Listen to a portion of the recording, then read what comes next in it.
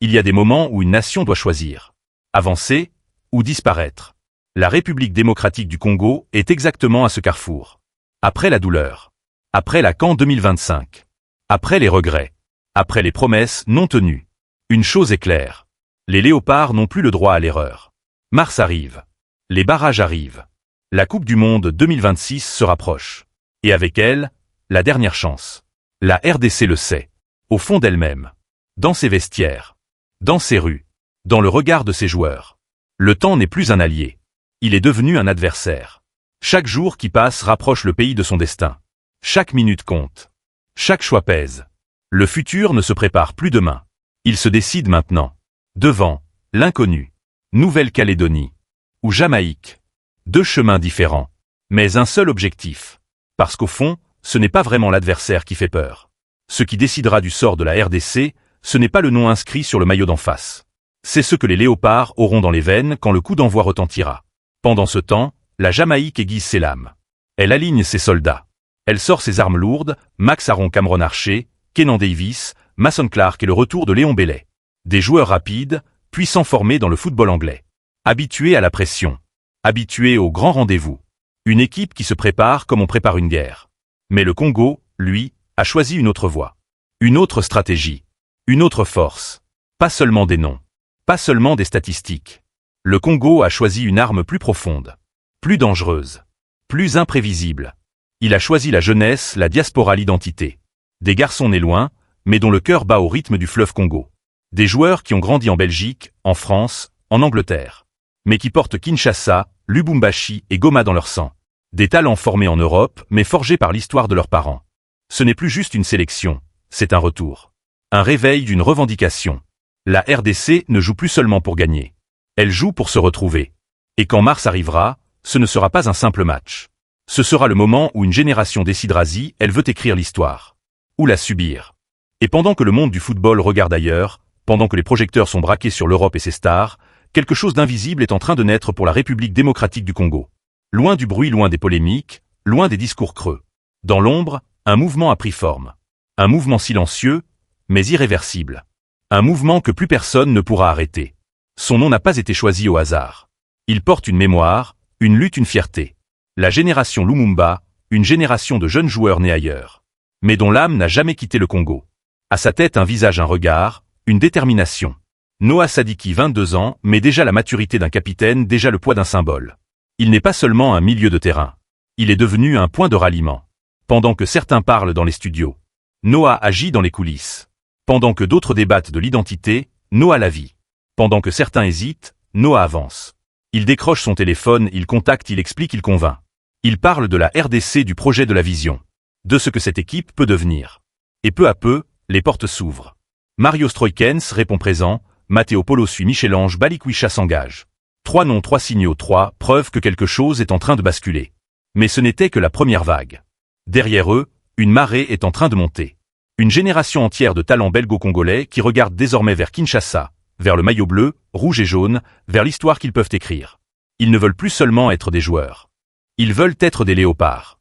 Et dans la course contre la montre que joue aujourd'hui la RDC, cette vague pourrait bien être l'arme la plus puissante de toutes. Et quand la vague commence à monter, elle attire forcément les regards.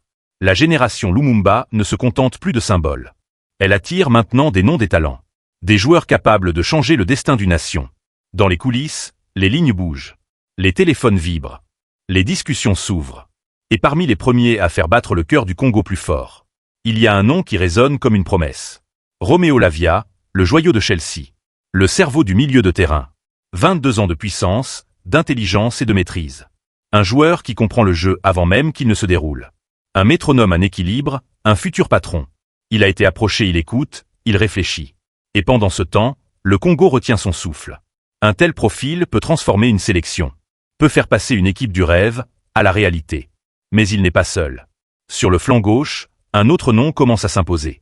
Yannick Capel, latéral gauche de Zultoirégem. Rapide comme le vent, offensif, infatigable.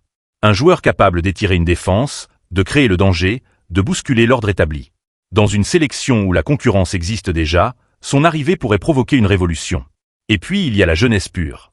La promesse de demain. Jorti Mokio, 17 ans, l'Ajax. Un diamant brut, taillé dans l'école la plus exigeante d'Europe. Un milieu moderne, technique, intelligent, formé pour le très haut niveau. S'il choisit le Congo, c'est toute une génération qui bascule avec lui. À l'arrière, un autre dossier fait trembler les équilibres, Nathan Ngwa, défenseur central puissant. Encore libre dans son choix. Ni définitivement perdu, ni totalement acquis. Un joueur qui pourrait renforcer une défense déjà solide. Et offrir à Sébastien de Sabre une option de plus. Dans une bataille qui s'annonce féroce. Et puis, il y a celui que beaucoup attendent. Celui qui peut faire exploser les matchs. Samuel Mbangula, ancien de la Juventus. Aujourd'hui à Werder Brême. 21 ans, ailier explosif, créatif, imprévisible. Exactement ce que la RDC a manqué lors de la CAN. Un joueur capable de provoquer, d'éliminer, de créer le chaos dans une défense. Ce genre de talent ne complète pas une équipe, il la transforme. Ce genre de joueur ne change pas seulement un match. Il change une campagne, il change un destin. Et dans la course folle vers la Coupe du Monde. Ce sont précisément ces profils qui séparent les nations ordinaires des équipes qui entrent dans l'histoire. Mais chaque révolution a ses ennemis. Alors que la génération Lumumba commence à prendre forme, alors que les noms affluent, que les promesses se transforment en projets concrets, une autre bataille se déclenche. Une bataille invisible, une bataille de mots, une bataille de mentalité. Noah Sadiki en est devenu le symbole. En Belgique, il est pris pour cible, insulté, critiqué parce qu'il a osé dire mon pays, c'est le Congo. Mais ce qui fait encore plus mal, c'est que les coups ne viennent pas seulement de l'extérieur, ils viennent aussi de chez lui. Au Congo même, certains remettent en question son choix. Sa loyauté, son amour pour la nation. Des discours usés, des idées toxiques, des paroles qui divisent au lieu de rassembler. Dire qu'un binational n'aime pas le Congo, c'est oublier l'histoire de tout un peuple. C'est nier le sang qui coule dans ses veines. C'est effacer la mémoire de ses parents, de ses grands-parents, de ceux qui ont porté ce pays bien avant lui. Mais malgré tout cela, ils continuent d'avancer, ils sont là. Ils répondent présents, ils prennent le risque. Ils choisissent la RDC alors même que le confort les attend ailleurs. Ils viennent non pas parce que c'est facile, mais parce que c'est juste. Par amour, par fierté, par conviction. Et c'est peut-être ça, au fond, la vraie force de cette génération, choisir le Congo même quand le monde entier leur dit de ne pas le faire. Et pendant que les dossiers se signent, que les passeports changent de couleur. Et que les convocations s'écrivent en silence, les renforts arrivent. Yohan Wissa revient, le feu de l'attaque, la vitesse, l'expérience. Willy Kambwala est de retour, la solidité, la rage, le mur. Bondo avance, dossier presque bouclé. Un nouveau moteur pour le milieu. Et derrière eux, la nouvelle génération pousse la porte avec impatience, affamée, déterminée, prête à prendre sa place. Ce que la RDC est en train de bâtir n'a plus rien d'une simple sélection. Ce n'est plus une équipe. C'est une force en formation. Une armée qui s'organise. Une nation qui se prépare à la guerre du football. Et cette fois, le Congo n'entre pas sur le terrain pour faire de la figuration. Il ne vient pas pour apprendre, il ne vient pas pour espérer. Il vient pour prendre. Il vient pour conquérir. La RDC ne mendie plus. Elle attire, les talents viennent d'eux-mêmes. Les regards se tournent vers Kinshasa. Le maillot bleu-rouge-jaune redevient un symbole de grandeur. La RDC ne supplie plus. Elle inspire, elle offre un projet. Une vision, un futur, la RDC ne vit plus dans ses souvenirs. Elle ne regarde plus les échecs passés. Elle regarde droit devant. Elle vise la Coupe du Monde. Et quand cette nouvelle génération posera le pied sur la pelouse en mars, ce ne sera pas un simple match de qualification. Ce sera un moment de vérité, un point de rupture, le début d'une nouvelle ère. Ce jour-là, le Congo ne jouera pas seulement contre la Jamaïque ou la Nouvelle-Calédonie. Il jouera contre son histoire. Ses doutes, ses limites. Et ce sera bien plus qu'un match. Ce sera une déclaration de guerre au destin.